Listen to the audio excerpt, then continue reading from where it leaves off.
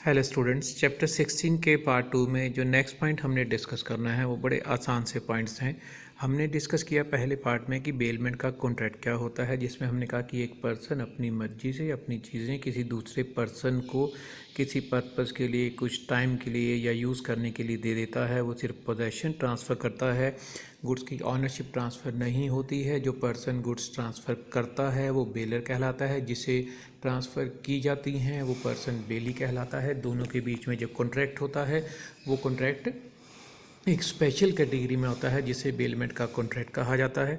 अब इस हिस्से में जो पॉइंट हमने डिस्कस करने हैं उसका पहला पार्ट है duties and responsibilities of baler. Baler का मतलब वो पर्सन जो वॉलेंटरली अपनी चीज़ों को दूसरे पर्सन को ट्रांसफ़र कर रहा है, चाहे वो यूज़ करने के लिए उसे दे रहा है, चाहे उसमें वो कोई काम करने के लिए दे रहा है, उसमें कोई अल्ट्रेशन करने के लिए दे रहा है। तो उस केस में जो पर्सन ऐसा करता है, जो बेलर है, जो मालिक है, तो पोजेशन ट्रांसफ़र करता है, उसकी क्या ड्यूटीज़ बनती हैं। एट द सेम टाइम वो are using the term responsibility, यानी कि अगर वो ये ड्यूटीज़ पूरी नहीं करेगा उसकी वजह से, बेलर की वजह से अगर बेली का कोई नुकसान होगा तो वो नुकसान फिर बेलर को पूरा करना पड़ सकता है। इसलिए यहाँ रिस्पॉन्सिबिलिटी वर्ड यूज़ किया गया है। पहली इसकी ड्यूटी बनती है वो है to deliver the goods to the bailee. Bailment का कॉन्ट्रैक्ट बनता ही तभी है जब बेलर अपनी चीज़ों का पोजेशन बेली को दे देता है। तो बेलर की ड्यूटी बनती है कि वो गुड्स बेली को डिलीवर करे। वो गुड्स की डिलीवरी एक्चुअल हो सकती है, सिंबॉलिक हो सकती है, वो कंस्ट्रक्टिव हो सकती है, दैट डिपेंड्स ऑन सर्कमस्टांसेस।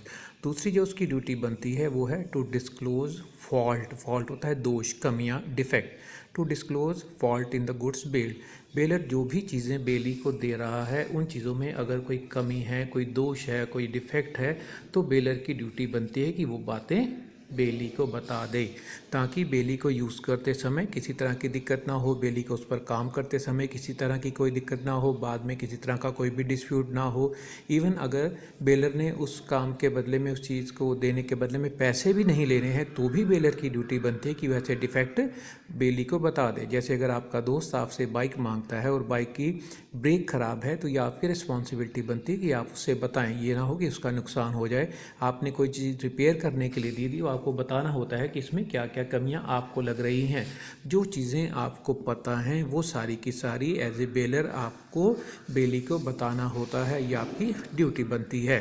फिर है to repay the necessary expenses. To repay the necessary expenses का मतलब होता है कि बेली उन चीज़ों को, जो चीज़ आप बेली को दे रहे हैं, उनको संभाल कर रख के रखता है, उन पर कोई भी काम करता है, तो बेली का जो भी जेन्युइन एक्सपेंडिचर हुआ है वो जेन्युइन एक्सपेंडिचर आपको बेली को देना होता है।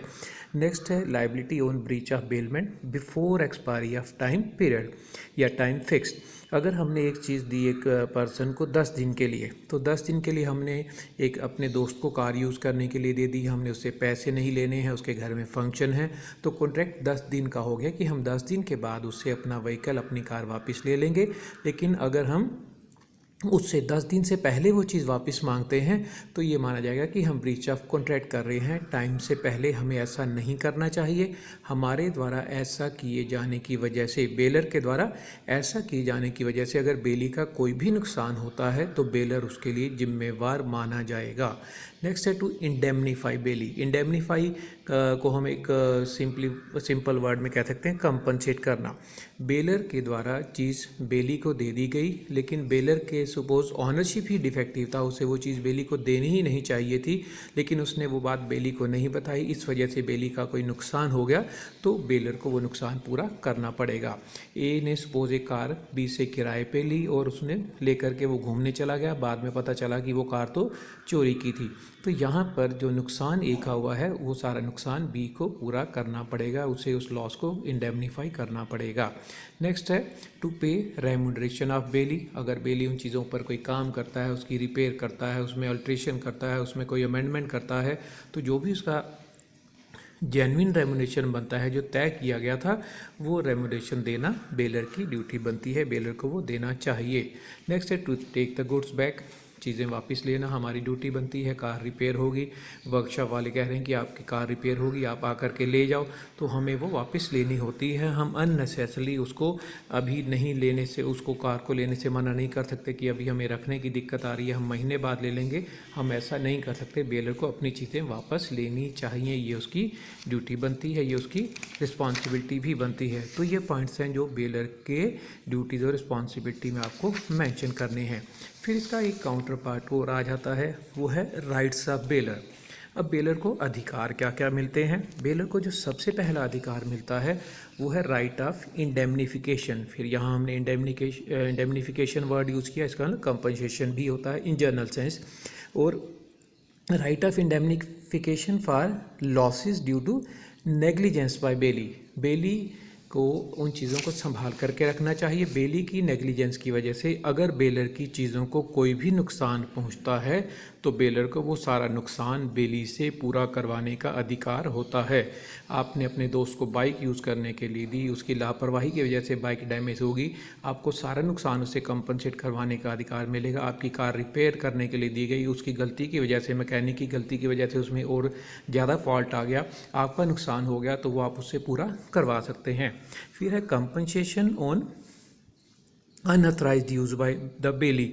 बेली अगर उन चीज़ों का अनऑथराइज्ड यूज़ करता है, सपोज एक्स ने अपनी कार वाई को दी कि वो उसको यमुनानगर से दिल्ली लेकर के जाएगा, लेकिन वाई उसको बताए बिना उस कार को दिल्ली की बजाय वो हिमाचल लेकर के चला गया, वहाँ कार का एक्सीडेंट हो गया, तो उसने जो यूज़ किया वो अनऑथराइज्ड था, उसे ऐसा करने की अनुमति ही नहीं थी। तो ऐसे काम किए जाने की वजह से अगर बेलर का जो भी नुकसान होगा तो वो नुकसान बेलर पूरा करवा सकता है।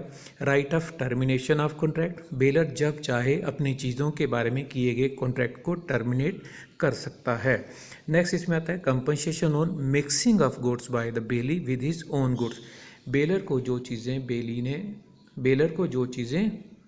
बेलर ने जो चीज़ें संभाल करके बेली को रखने के लिए दी, बेली की ड्यूटी बनती है कि वो उन चीज़ों को संभाल करके रखे, उन्हें वो अपनी चीज़ों के साथ मिक्स ना करे। अगर वो उन चीज़ों को अपनी चीज़ों के साथ मिक्स कर देता है तो उसमें पहली सिचुएशन आती है कि उसने उनको अपनी चीज़ों के साथ मिक्स कर दिया है, लेकिन जब मांगी गई तो उसे अलग अलग किया जा सकता है, वो निकाल करके वापस करेगा। दूसरा, अगर उसकी परमिशन के बिना वो अपनी चीज़ों के साथ मिक्स कर लेता है, लेकिन अब उनको बाद में अलग अलग किया ही नहीं जा सकता, तो उस केस में बेलर का जितना नुकसान हुआ है, बेलर वो सारा नुकसान बेली से पूरा करवा सकता है। या उसने मिक्स कर ली बेली ने उन चीज़ों को, तो बेली उसको जब अलग अलग करेगा तो अलग अलग करने का जितना भी खर्चा होता है वो सारे का सारा खर्चा बेलर को बेली से प्राप्त करने का अधिकार होता ही होता है। नेक्स्ट पॉइंट है right to return of goods at any time in case of gratuitous bailment. हमें हमारी चीज़ों को हम जब चाहें वापस ले सकते हैं, अगर उसमें हमने उससे पैसे नहीं लेने हैं। आपने अपने दोस्त को बाइक दी तो आपको जैसे ही ज़रूरत पड़ेगी आप अपनी बाइक वापस ले सकते हैं, आपको इस काम को करने से कोई रोक नहीं सकता है। नेक्स्ट इसमें आता है right to get the goods back. Simple है, हमारी चीज़ें हैं, कॉन्ट्रैक्ट पूरा हो जाने के बाद, टाइम पूरा हो जाने के बाद, काम पूरा हो जाने के बाद हमें हमारी चीज़ें वापस प्राप्त करने का अधिकार मिलेगा ही मिलेगा। Compensation on non return of goods. अगर बेली उन चीज़ों को वापस करने से मना करता है तो हमारा जो भी नुकसान होता है वो सारा नुकसान हम बेलर होने के नाते बेली से पूरा करवा सकते हैं।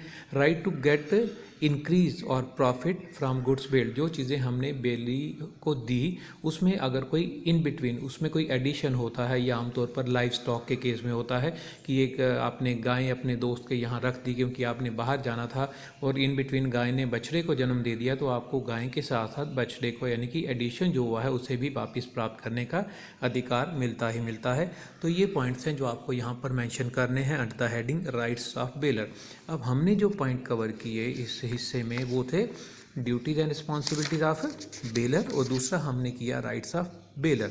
अब अगर हम इसको रिवर्स कर दें तो हमें जो इस कॉन्ट्रैक्ट की दूसरी पार्टी होती है बेली, उसके अधिकारों को और उसके उत्तरदायित्वों को समझने भी आसानी होगी। जैसे जो duties and responsibilities of baler हैं वो बेली के राइट्स हो जाते हैं, जो बेलर के राइट्स हैं वो बेली की ड्यूटीज़ हो जाती हैं। वही पॉइंट्स हैं जो हमने इसके अगले हिस्से में कवर करने हैं। तो नेक्स्ट जो हिस्सा है वो अपने आप में ही बड़ा आसानी से समझे जाने वाला है। उसका पहला पार्ट है duties and responsibilities of bailee. Bailee का मतलब वो पर्सन जिसे चीज़ें संभाल करके रखने के लिए दी गई, जिसको वो चीज़ें दी गई कि उस पर वो कोई काम करेगा, कोई एडिशन करेगा, कोई अल्ट्रेशन करेगा, या जो यूज़ करना है यूज़ करेगा, जैसा तय हुआ था जिस काम के लिए वो चीज़ें बेली को दी गई, उसकी अब क्या रिस्पॉन्सिबिलिटीज़ बनती हैं। पहली सिंपल है, to take care of the goods bailed. जो चीज़ें उसको दी गई हैं उसे संभाल के रखना चाहिए, उसमें किसी तरह की कोई भी लापरवाही नहीं करनी चाहिए। अगर वो ऐसा करेगा और बेलर का नुकसान होगा तो उसके प्रति वो उत्तरदायी हो जाएगा। इसी तरह से उसकी जो दूसरी ड्यूटी बनती है, not to do any act inconsistent with the terms of bailment. Bailment की जो शर्तें तय की गई थी उन्हीं शर्तों के हिसाब से वो उन चीज़ों पर काम करेगा, उसके अलावा वो उन पर कोई काम नहीं करेगा। Not to make unauthorised use, उसे उसी तरह से उन चीज़ों पर यूज़ करने का अधिकार होता है जैसा कहा गया है। वो अनऑथराइज्ड यूज़ कर ही नहीं सकता, अगर वो करता है in that case he will be responsible towards the bailor. Next है not to mix bailor's goods with his own goods, उसे बेलर की चीज़ों को अपनी चीज़ों के साथ मिक्स नहीं करना चाहिए, और अगर वो करता है तो जो अभी हमने पॉइंट डिस्कस किए उन्हीं रूल्स के हिसाब से उसकी जिम्मेवारी होगी जो उसे निभानी पड़ेगी। टू रिटर्न द गुड्स बेल्ड, तय की गई शर्तों के हिसाब से काम पूरा हो जाने पर, समय पूरा हो जाने पर उसे वो चीज़ें जिस पर्सन की हैं यानी कि बेलर की हैं तो बेलर को वापस कर देनी चाहिए according to the terms and condition जो उन दोनों के बीच में तय हुई थी। नेक्स्ट है रिटर्न एनी इंक्रीज़ और प्रॉफिट। जैसे अभी हमने गाय और बछड़े वाला एग्जांपल डिस्कस किया, उन चीज़ों में अगर कोई भी एडिशन होता है तो उसे वो एडिशन भी बेलर को वापस ही करना होता है। नेक्स्ट उसकी जो रिस्पॉन्सिबिलिटी बनती है वो है not to set up adverse title, उसे उन चीज़ों पर अपना स्वामित्व स्थापित करने की कोशिश नहीं करनी चाहिए, क्योंकि बेली को जो चीज़ें दी जाती हैं सिर्फ पोजेशन ट्रांसफ़र होता है, ऑनरशिप ट्रांसफ़र नहीं होती है। तो जब ऑनरशिप ट्रांसफ़र ही नहीं हुई तो वो उन चीज़ों का मालिक है ही नहीं है, तो इसका मतलब बेली को उन चीज़ों पर एडवर्स टाइटल क्रिएट करने की कोशिश भी नहीं करनी चाहिए। अगर वो करता है तो बेलर का नुकसान होगा, इन that case he will be responsible towards the baler. तो ये था पॉइंट जो हमने कवर किया कि बेली जो इस कॉन्ट्रैक्ट की सेकंड पार्टी होती है उसकी क्या ड्यूटीज़ बनती हैं और क्या रिस्पॉन्सिबिलिटीज़ बनती हैं। नेक्स्ट इसमें एक पॉइंट आता है वो है राइट्स ऑफ बेली के क्या अधिकार होंगे। बेली का सबसे पहला अधिकार होगा right of compensation for loss on account of fault in goods bailed. जो चीज़ें बेली को दी गई उन चीज़ों में कोई कमी थी, कोई डिफेक्ट था, कोई दोष था, उस वजह से बेली का नुकसान हो गया तो उसके लिए बेली बेलर को रिस्पॉन्सिबल ठहरा सकता है। Next is very simple, right to receive necessary expenses, उन चीज़ों को संभाल करके रखने के लिए, उन पर कोई काम करने के लिए बेली ने जितना भी खर्चा किया है, जो जेन्युइन एक्सपेंडिचर है, जो जस्टिफाइड एक्सपेंडिचर है, वो सारा उसे बेलर से प्राप्त करने का अधिकार होगा ही होगा। नेक्स्ट है pre mature termination of contract of bailment. Pre mature termination of contract of bailment हमें एक बार फिर से समझ लेना चाहिए कि सपोज़ आपके दोस्त ने आपको कार दी एक फंक्शन में यूज़ करने के लिए, आपने कहा कि मुझे 10 दिन के लिए कार चाहिए होगी, बड़ा इंपॉर्टेंट फंक्शन आपके घर में है, उसने उस बात के लिए हाँ कर दी, कॉन्ट्रैक्ट ऑफ बेलमेंट हो गया। 8वें दिन वो कहता है कि मेरी कार मुझे वापस दे दो, मुझे चाहिए। अब यहाँ पैसे का लेन देन नहीं होना था, ये बिना पैसे के लेन देन के किए जाने वाला बेलमेंट था, लेकिन उसके द्वारा ऐसा किए जाने की वजह से अगर आपको कोई दिक्कत होती है, आपको कोई एडिशनल एक्सपेंडिचर इनकर करना पड़ता है, आपका प्रोग्राम डिस्टर्ब होता है, तो क्योंकि बेलर ने pre mature termination of contract of bailment कर दिया, तो आप अगर चाहें यानी कि बेली अगर चाहे तो pre mature termination of contract of bailment की वजह से बेली का जितना नुकसान हुआ है वो सारा नुकसान वो बेलर से पूरा करवा सकता है। नेक्स्ट है compensation in case of defective title. Defective title, cheese transfer कर दी गई, काम करने के लिए दे दी गई, बाद में पता चला वो चीज़ चोरी की है, वो चीज़ यूज़ करने के लिए दे दी गई, बाद में पता चला वो चीज़ डिस्प्यूटेड है, किसी और की थी, झगड़ा हो गया, बेली का नुकसान हो रहा है, तो बेली वो नुकसान बेलर से पूरा करवाने का अधिकार रखता है। नेक्स्ट है delivery of goods to one of the joint owner. अगर एक चीज़ के दो मालिक हैं, उनमें से एक ने बेली को वो चीज़ यूज़ करने के लिए दी, बेली ने काम कर लिया, तो बेली उन दोनों ऑनर में से किसी भी एक को वो प्रोडक्ट वो चीज़ वापस कर सकता है। नेक्स्ट इसमें आता है राइट ऑफ पर्टिकुलर लियन और राइट ऑफ जनरल लियन। लियन एक टर्म है जो इस चैप्टर के अगले हिस्से में हमने डिस्कस करनी है, जो सेल्स ऑफ गुड्स एक्ट में भी आई थी। लियन का मतलब हमारी चीज़ पर हमसे पहले कई बार किसी दूसरे पर्सन को अधिकार मिल जाता है। यहाँ हम बेलमेंट के साथ उसको बड़ी आसानी से समझ सकते हैं। आपने कार रिपेयर करने के लिए दी, कार किसके पास पहुँच गई? मैकेनिक के पास पहुँच गई। मैकेनिक जो है अब क्या हो गया, वो किस पोजीशन में आ गया? बेली की। आप बेलर हैं, मैकेनिक बेली है। मैकेनिक ने उस पर काम किया, लेकिन काम करने के बाद उसका जो एक चार्जेस बनते थे, जो बिल बना 5,000 रुपये, अब आपको वो पैसे देने चाहिए और अपनी कार वापस ले लेनी चाहिए। लेकिन अगर बेलर वो 5,000 रुपये नहीं देता तो बेली को उस कार को तब तक अपने पास रोक करके रखने का अधिकार है, अपने कब्जे में ही रखने का अधिकार है, जब तक उसके पैसे नहीं मिल जाते हैं। इसे पर्टिकुलर लियन कहा जाता है। इसे विशिष्ट पूर्वाधिकार या ग्रहणाधिकार कहा जाता है। हमारी ही चीज़ पर हमसे पहले किसी और का अधिकार।